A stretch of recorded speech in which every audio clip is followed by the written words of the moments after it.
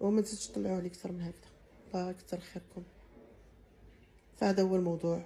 والله يخليكم خليو اسمي بعيد، لان الاسم ديالي ما متعلقش بيا بوحدي، فيه بلادي، فيه ولادي، فيه عائلتي، فيه الناس اللي تيحبوني، فيه جمهوري داخل الوطن وخارج الوطن، ولو يكونوا غير جيراننا، باش نكونوا واضحين. علاش كتوسخوا هذا الاسم؟ اش دار لكم هذا الاسم؟ والو.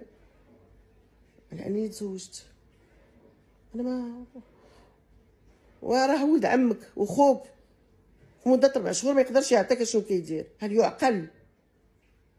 لا يعقل. فالحمد لله الفرقه الوطنيه راه حطات شكون اللي امبليكي في هذا الموضوع، والله اعلم بيناتهم.